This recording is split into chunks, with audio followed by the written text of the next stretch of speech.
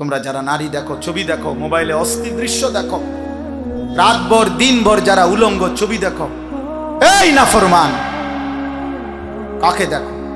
তোর মা? ওই উলঙ্গ নারী তোর মা, তোর বোন, তোর মেয়ে? যদি মানুষের বাচ্চা হও, রক্তে যদি মানুষের রক্ত থাকে, একটা নাফরমান ছেলে ভাইব এক মিনিটের জন্য যে তোর মাকে যদি কেউ এমন উলঙ্গ দেখে, তোর গায়ে সইবে কি? তুমি যদি মানুষের বাচ্চা হও, তোর বোনকে যদি কেউ এরকম বিবস্ত্র দেখে, উলঙ্গ দেখে, তোর গায়ে সইবে কিনা? তোর মেয়েকে দেখে বলে, হুজুর এত বড় কথা কইলেন? হ, এত বড় কইলাম, একটু বড় কইতারি না দেখে কইল, এর দূরে আমার বড়, একটু বড় কইতে পারলে আরো কইতাম, আরো বলতাম। আল্লাহ নবী সাল্লাল্লাহু আলাইহি সাল্লাম, খোদার কসম, এবার শুনো আব্বা, আল্লাহ নবী সাল্লাল্লাহু আলাইহি সাল্লাম এই কথা এক যুবককে বলছেন, বিশুদ্ধ হাদিস এটা। এক যুবক নবীজিকে বলেছেন, ইয়া রাসূলুল্লাহ ইজান লি বিজিনা, আমাকে ব্যভিচার জিনার অনুমতি দেন। নবীজি তখন তাকে 5টা কথা বলছে, যুবক, আমি তোমার কাছে 5টা বিষয় জানতে চাই। আফা তুহিব্বুহু লি উম্মিক, তোমার মায়ের সাথে কেউ জিনা করুক, তুমি কি এটা চাইবে? আল্লাহর নবী বলেন, আফা তুহিব্বুহু লি ইবনাতিক, তোমার মেয়ের সাথে কেউ জিনা করুক, তুমি চাইবে? আফা তুহিব্বুহু লি উখতিক, তোমার বোনের সাথে কেউ জিনা করুক, তুমি চাইবে? আফা তুহিব্বুহু লি আম্মাতিক, তোমার ফুফুর সাথে কেউ জিনা করুক, তুমি চাইবে? আফা তুহিব্বুহু লি খালাতিক, তোমার খালার সাথে কেউ জিনা করুক, তুমি চাইবে? খোদার কসম, যুবক 5 বারই চিৎকার দিয়া বলছে, লা ইয়া রাসূলুল্লাহ, আল্লাহর কসম নবী, না, আমি এটা মানব না, আমি এটা মানতে পারি না। আল্লাহর নবী তখন বললেন, যুবক, ওয়ালান নাসু লা ইউহিব্বুনাহু লি উম্মাহাতিহিম ওয়া বানাতিহিম ওয়া আখাওয়াতিহিম ওয়া আম্মাতিহিম ওয়া খালাতিহিম, পৃথিবীর কোনো মানুষ তাহলে চায় না তার মায়ের সাথে কেউ জিনা করুক, তার বোনের সাথে কেউ জিনা করুক, ব্যভিচার করুক, তার খালার সাথে, তার ফুফুর সাথে, তার মেয়ের সাথে। তাহলে তুমি যার সাথে অপকর্ম, নাজায়েজ কাজ করতে চাচ্ছ, সে তো কারো মা, সে তো কারো বোন, সে তো কারো ফুফু, সে তো কারো খালা, সে তো কারো কন্যা। আল্লাহর কসম, নবীজির এই কথা শুনে যুবকের কলিজা কাঁপা উঠছে। ওই যুবক বলছে, ইয়া রাসূলুল্লাহ, লাকাদ তুবতু আল-আন, আজ এখনই আমি তওবা করলাম, আর কোনোদিন এমন জঘন্য কথা ভাববো না, ব্যভিচারের কল্পনাও করব না। আল্লাহর নবী সাল্লাল্লাহু আলাইহি ওয়াসাল্লাম ওই যুবককে কাছে টেনে বুকে হাত দিয়া, খোদার কসম, নবী 3টা দোয়া করছেন ওই যুবকের জন্য। আমরাও তোমাদের জন্য দোয়া করি। তোমরা যদি কেউ দিল থেকে নিয়ত করো যে ব্যভিচার, নারীর অসভ্যতা, অস্থিরতা ছেড়ে দিবা, নারীর সাথে দিল থেকে তোমার দিলে তুমি নিয়ত করো, তাহলে আমার দোয়া তোমার জন্য থাকবে। নবীর দোয়া যেমন ওই যুবকের জন্য নবী করেছেন, আল্লাহ নবী ওই যুবককে 3টা দোয়া করছেন। আল্লাহুম্মা গফির যামবাহু, আল্লাহ এই যুবকের গুনাহগুলো মাফ করে দেন। ওয়া তাহহির কলবাহু, আল্লাহ এই যুবকের অন্তর পবিত্র করে দেন। ওয়া হাসসিন ফারজাহু, আল্লাহ এই যুবকের লজ্জাস্থানকেও পবিত্র রাখেন। কোনোটাই মাহফিলের বক্তা, শ্রোতা, আয়োজন, কোনোটাই প্রদর্শন, কোনো মাকসাদ না। শ্রোতা বেশি বা কম, এর মধ্যে সফলতা বা ব্যর্থতার কিছু নাই। সবাই চিনলে সফল, সবাই না চিনলে ব্যর্থ, এমনও কিছু নেই। এর মধ্যে আসলে মূল বিষয় না। কোরআনুল কারীমের মধ্যে মোট 25 জন নবী এবং রাসূলের নাম আছে পুরা কোরআনে, অথচ নবী রাসূল কি 25 জন? তাহলে একটি বর্ণনা তো 1,24,000, আরেকটি বর্ণনা তো 2,24,000, কিংবা তার চাইতে বেশি, কিংবা তার চাইতে কম। প্রথম নবী আদম আলাইহিস সালাম, আখিরি পয়গম্বর আমাদের নবী সাল্লাল্লাহু আলাইহি ওয়াসাল্লাম, আমরা সকলের উপরেই পূর্ণ ঈমান আনি। তো তাইলে যদি 1,24,000 নবী রাসূল হয়, 25 জনের নাম আছে কোরআন। তো বাকিদের যাদের নাম নাই ওনারা ব্যর্থ, এটা মনে রাখবেন। রাসূলুল্লাহ সাল্লাল্লাহু আলাইহি ওয়াসাল্লাম যখন আরাফাতের ময়দানে বিদায় হজ্জের সময় ভাষণ দিচ্ছিলেন সাহাবায়ে কেরামের সামনে, সেদিন নবী সাল্লাল্লাহু আলাইহি সাল্লামের সামনে প্রায় 1.25 লক্ষের মতো সাহাবী উপস্থিত ছিলেন হজ্জের মধ্যে, শুধু হজ্জের ময়দানে। তাইলে যদি এই 1.25 লক্ষ সাহাবী উপস্থিত থাকে, অথচ পৃথিবীর সমস্ত কিতাব একত্র করলেও 10,000 সাহাবীর নাম একসাথ করা যাবে না। 10,000 সাহাবীর ধারাবাহিক বর্ণনা মিলানো যাবে না, নাম খুঁজে পাওয়া যাবে না। তাইলে মনে করেন ধরে নিলাম 10,000, তাহলে শুধু আরাফাতের ময়দানে যে 1,25,000 1.25 লাখ সাহাবী ছিলেন, বাড়িঘরে তো আরো ছিলেন। ওই বছর তো একবারে এমন না যে দরজা জানালা বন্ধ করে সবাই হজে গেছে গা, বাড়িঘরের মধ্যে তো ছিল লোক, বৃদ্ধ, দুর্বল, বাচ্চা, মহিলা, আরো অনেকে থাকবে না, তো করে বাদে দিলাম। তাহলে যদি আমরা 1,25,000কেই ধরি, তাইলে 10,000 সাহাবীর নামও যদি একবারে মনে করেন সর্বোচ্চ তালাশ করে একত্র করা হয়, ধরে নিলাম, হবে না, ধরে নিলাম, তাইলে আরো 1,15,000 সাহাবীর নাম শুধু আরাফাতের ময়দানের, ওনাদের নাম নাই, পৃথিবীর কেউ জানে না। তাহলে ওনারা ব্যর্থ, এই কথাটা বুঝুন, এটা জরুরি। পুরা কোরআনুল কারীমের মধ্যে সির্ফ একজন সাহাবীর নাম আছে, পুরা কোরআন একজন। কয়জন? একজন সাহাবীর নাম আছে। সাহাবী তাহলে একজন, কোরআনে নাম আছে একজন, হযরত যায়েদ রাদিয়াল্লাহু তাআলা আনহু, নবীজির পালক পুত্র ছিলেন যায়েদ ইবনে হারিসা।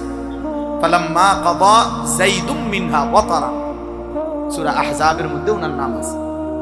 তাইলে যায়েদ, তাহলে পরিচিত তো 10-20 জন সাহাবীর নাম আপনারাও বলতে পারবেন, পারবেন না?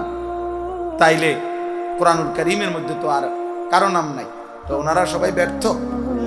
এই জন্য দোস্ত, আল্লাহর কথা বলা মাকসাদ, উদ্দেশ্য কি? আমি বলা, আপনারা শোনা, আপনারা আয়োজন করা, এই সবটার উদ্দেশ্য কি? ওয়ালাকাদ ওয়াসসালনা লাহুমুল কাওলা লাআল্লাহুম ইয়াতাযাক্কারুন। আয়োজক যুবক ভাই, আপনাদেরকে প্রথম এটা মনে করাইলাম। নওজোয়ান ভাই, প্রবাসী ভাই যারা দেখছেন, প্রত্যেকের কলিজার ভিতরে আগে দিল সাফ করতে হবে। উদ্দেশ্য কি? উদ্দেশ্য হলো দেখাই দিলাম, বেটা একটা মাহফিল আমরাও করলাম, সাহ আইয়া সাহ লোক আছে, হইছে, লোক হইছে, হেতু তো লোক হইছে, তো এরপরে কি আগামীকাল আয়োজকদেরকে যেহেতু লোক হইছে, এই সফলতার কারণে এলাকার মানুষ মাথায় আলগি দিয়া 4 রাস্তার মাথা নিয়ে হতে দিয়ে নাকি বলে, তাইলে মনে করে লোক হইছে, অতএব আমার কবর রাজা মাপ, তো আমি করবো কি? আমি জনপ্রিয়তা দিয়ে করবো কি? আপনারা করবেন কি? আমাকে যদি 1 কোটি মানুষও চিনে, তা আপনাদের কবর রাজাব মাপ, তো আমার জনপ্রিয়তা দিয়ে আপনি করবেন কি? আখিরাতের বিবেচনা এটা কোনো বিষয় না। পরিচিতি, সুখ্যাতি, এটা আখিরাতের দৃষ্টিতে তেমন কিছু না। তাহলে আল্লাহর কথা বলা, শোনা, আয়োজন করা, মূল মাকসাদ হইল লাআল্লাহুম ইয়াতাযাক্কারুন। আল্লাহ তাআলা বলছেন, আমি আমার কথাগুলো ওয়াসালনা তাওসিল, এই শব্দের অর্থ হইল একটি রশিকে মোটা করার জন্য, মজবুত করার জন্য আরো রশি এটার সাথে মিশাইয়া, রশি পাকাইয়া মোটা করে। আগের দিনে পাটের সাথে পাট মিশাইয়া মোটা করত, পাটের রশি। তো রশি যদি একটা হয় চিকন হইল, আরো একটা, আরো একটা, আরো একটা, এইভাবে রশিটাকে পাকাইয়া মোটা করা। 10টা রশি, 20টা রশি একসাথ করে এরপরে পেঁচাইয়া এটারে টাইট করছে, এইটাকে বলে আরবিতে তাওসিল। তো আল্লাহ তাআলা এই শব্দটা কোরআনে ব্যবহার করে বললেন, আমি আল্লাহ আমার এক একটা কথা এইভাবে বারবার বলছি, একবার আধবার বলে ছেড়ে দেই না, পুনর্বার বলছি, ইয়া আইয়ুহাল্লাযীনা আমানু, হে ঈমানদারগণ। এই কথাটা কোরআনে 89 বার আছে, 89, 8, 9। আকিমুস সালাহ, এই নামাজ আদায়ের কথা 82 বারের চাইতেও বেশি বার আছে। ইত্তাকুল্লাহ, আল্লাহকে ভয় করো, আল্লাহকে ভয় করো। গুনাহ ছাড়ো, এই কথাটা কোরআনুল কারীমের মধ্যে পৃষ্ঠায় আছে। একটু পরে আপনি দেখবেন কত ভাবে যে এই শব্দ এটা আল্লাহ ব্যবহার করছে। ইত্তাকুল্লাহ ওয়া মান ইয়াত্তাকিল্লাহ, ইয়া আইয়ুহান নাবিয়্যুত্তাকিল্লাহ লাআল্লাকুম তাত্তাকুন, ইন তাত্তাকুল্লাহ ওয়া মান ইয়াত্তাকিল্লাহ ইয়া আইয়ুহান নাসুত্তাকু রাব্বাকুম। এভাবে বারবার আছে তাকওয়া, তাকওয়া, তাকওয়া, তাকওয়া, তাকওয়া। আল্লাহকে ভয় করো, আল্লাহকে ভয় করো, আল্লাহকে ভয় করো। গুনাহ ছাড়ো, গুনাহ ছাড়ো, গুনাহ ছাড়ো, গুনাহ ছাড়ো।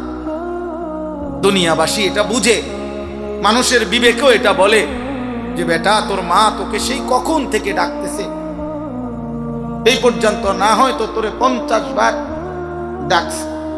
মানুষ বলে মিয়া কতক্ষণ ধরে আপনারে কল দিতেছি, মনে 50টা কল দিছি মোবাইলটা, আপনি মিয়া কথাটা ফোনটা ধরে নেন। মিয়া এই বারংবার বলা এই কথার কারণে মানুষের বিবেকে বাধে, এতবার বলছে আমার কথাটা শোনা উচিত। বুঝেন নাই কথাটা? তা আল্লাহ তাআলা বলেন আমি আল্লাহ হয়ে, আমি তোমার সৃষ্টিকর্তা পালনকর্তা হয়েও আমি আল্লাহ একটা কথা একবার বলে ছেড়ে দেই নাই, বারবার বলেছি বান্দা, বারবার। গত 10 বছরে দোস্ত আমার নওজোয়ান, তুমি একবার ইনসাফ করে ভেবে দেখো 10 বছরে তোমার জন্য মসজিদে কতবার আজান দেওয়া হয়েছে। আমার আব্বা তুমি ইনসাফ করো, 365 দিনে খোদার 1 বছরে একদিনও ফজরের নামাজ একদিনও পড়লা না, তোমার মালিক তোমারে কতবার ডাকছে। হাইয়া আলাস সালাহ, হাইয়া আলাল ফালাহ। বান্দায় না বান্দা একটা সেজদা দে, নামাজ পড় বান্দা, হাইয়া আলাল ফালাহ। এই নামাজে কামিয়াবি আছে, ফালাহ এটা সফলতা, এটা কামিয়াবি। আপনি একবারও পাত্তা দিলেন? হাই যুবক, 365 দিনে যে কোনো দিন ফজরের নামাজ পড়লাম, তোমার কলজাটা খুললা দেখতে মন চায়, এটা এত শক্ত হইল কি? হাই নাফরমান, তোর কলিজা খুলে দেখতে মন চায় আমার, তোর এটা কলিজা না পাথর। 1 বছর কোন পাথরের উপরে যদি কেউ পানি ফেলে, আশা করা যায় পাথরও ছিদ্র হয়ে যায়। 1 বছরের বাচ্চাও যদি, 1 বছর বয়সে একটা ছোট্ট পচ্চি বাচ্চাও যদি একটা পুকুর নদী অথবা এই যে খাল দিঘির পার, এই দিঘি এখানে যদি একটা ঢিল মারে, 1 বছরের বাচ্চার হাতে কদ্দুর, ঢিলটাই কদ্দুর, তারপরেও তো ভাইয়া এই পানিটা একটু নড়ে উঠবে। এত আজান, এত মসজিদ, আল্লাহর কোরআনের এত কথা, বছরে 52 সপ্তাহ জুমার বয়ান, এত আলেমদের এত কথা, তোমার দিলটা একটু নড়াইলো না? একটু নড়লো না দিল? তুই মসজিদে ঢুকবার আগেও সিগারেট খাইলা, মসজিদ থেকে বের হয়েও বিড়ি সিগারেট ধরাইলা, এভাবে আজকে 40 বছর। হ্যাঁ, ইনসাফ এটা, ইনসাফ। একজন মুসলমান 30 বছর টানা সুদ খায়, 40 বছর ধরে মিথ্যা বলে, প্রতিদিন ওজনে কম দেয়, 60 বছর পর্যন্ত প্রতিদিন গালিগালাজ করে। একজন মুসলমান প্রতিদিন টেলিভিশনে নর্তকীর নাচ গান দেখে, কোনোদিনও মনে পড়বে না এটা গুনাহ। হ্যাঁ, বলো না আব্বা, ভাই বলো না। তোমরা যারা নারী দেখো, ছবি দেখো, মোবাইলে অস্থির দৃশ্য দেখো, রাতভর দিনভর যারা উলঙ্গ ছবি দেখো, এই নাফরমান, কাকে দেখো? তোর মা ওই উলঙ্গ নারী তোর মা, তোর বোন, তোর মেয়ে? যদি মানুষের বাচ্চা হও, রক্তে যদি মানুষের রক্ত থাকে, একটা নাফরমান ছেলে ভাইব 1 মিনিটের জন্য যে তোর মাকে যদি কেউ এমন উলঙ্গ দেখে, তোর গায়ে সইবে কি? তুমি যদি মানুষের বাচ্চা হও, তোর বোনকে যদি কেউ এরকম বিবস্ত্র দেখে, উলঙ্গ দেখে, তোর গায়ে সইবে কিনা? তোর মেয়েকে দেখে বলে হুজুর এত বড় কথা কইলেন? হ, এত বড় কইলাম, আর তো বড় কইতারি না দেখে কইলাম, এর দূরে আমার বড়, আর তো বড় কইতে পাইলে আরো কইতাম, আরো বলতাম। আল্লাহর নবী সাল্লাল্লাহু আলাইহি সাল্লাম, খোদার কসম, এবার শুনো আব্বা, আল্লাহর নবী সাল্লাল্লাহু আলাইহি সাল্লাম এই কথা এক যুবককে বলছেন, বিশুদ্ধ হাদিস এটা। এক যুবক নবীজিকে বলেছেন, ইয়া রাসূলুল্লাহ ইজান লি বিজিনা, আমাকে ব্যভিচার জেনার অনুমতি দেন। নবীজি তখন তাকে 5টা কথা বলছে, যুবক আমি তোমার কাছে 5টা বিষয় জানতে চাই। আফাতুহিব্বুহু লি উম্মিক, তোমার মায়ের সাথে কেউ জিনা করুক, তুমি কি এটা চাইবে? আল্লাহর নবী বলেন, আফাতুহিব্বুহু লি ইবনাতিক, তোমার মেয়ের সাথে কেউ জিনা করুক, তুমি চাইবে? আফাতুহিব্বুহু লি উখতিক, তোমার বোনের সাথে কেউ জিনা করুক, তুমি চাইবে? আফাতুহিব্বুহু লি আম্মাতিক, তোমার ফুফুর সাথে কেউ জিনা করুক, তুমি চাইবে? আফাতুহিব্বুহু লি খালাতিক, তোমার খালার সাথে কেউ জিনা করুক, তুমি চাইবে? খোদার কসম যুবক 5 বারই চিৎকার দিয়া বলছে, লা ইয়া রাসূলুল্লাহ, আল্লাহর কসম নবী না, আমি এটা মানব না, আমি এটা মানতে পারি না। আল্লাহর নবী তখন বললেন, যুবক ওয়ালান নাসু লা ইউহিব্বুনাহু লিউম্মাহাতিহিম ওয়া বানাতিহিম ওয়া আখাওয়াতিহিম ওয়া আম্মাতিহিম ওয়া খালাতিহিম, পৃথিবীর কোনো মানুষ তাহলে চায় না তার মায়ের সাথে কেউ জিনা করুক, তার বোনের সাথে কেউ জিনা করুক, ব্যভিচার করুক, তার খালার সাথে, তার ফুফুর সাথে, তার মেয়ের সাথে। তাহলে তুমি যার সাথে অপকর্ম নাজায়েজ কাজ করতে চাচ্ছ, সে তো কারো মা, সে তো কারো বোন, সে তো কারো ফুফু, সে তো কারো খালা, সে তো কারো কন্যা। আল্লাহর কসম নবীজির এই কথা শুনে যুবকের কলিজা কাঁপা উঠছে। ওই যুবক বলছে, ইয়া রাসূলুল্লাহ লাকাদ তুবতু আল-আন, আজ এখনই আমি তওবা করলাম, আর কোনোদিন এমন জঘন্য কথা ভাববো না, ব্যভিচারের কল্পনাও করব না। আল্লাহর নবী সাল্লাল্লাহু আলাইহি ওয়াসাল্লাম ওই যুবককে কাছে টেনে বুকে হাত দিয়া, খোদার কসম নবী 3টা দোয়া করছেন ওই যুবকের জন্য। আমরাও তোমাদের জন্য দোয়া করি, তোমরা যদি কেউ দিল থেকে নিয়ত করো যে ব্যভিচার, নারীর অসভ্যতা, অশ্লীলতা ছেড়ে দিবা, নারীর সাথে দিল থেকে তোমার দিলে তুমি নিয়ত করো, তাহলে আমার দোয়া তোমার জন্য থাকবে। নবীর দোয়া যেমন ওই যুবকের জন্য নবী করেছেন, আল্লাহর নবী ওই যুবককে 3টা দোয়া করছেন। আল্লাহুম্মা গফির যামবাহু, আল্লাহ এই যুবকের গুনাহগুলো মাফ করে দেন। ওয়া তাহহির কলবাহু, আল্লাহ এই যুবকের অন্তর পবিত্র করে দেন। ওয়া হাসসিন ফারজাহু, আল্লাহ এই যুবকের লজ্জাস্থানকেও পবিত্র রাখেন।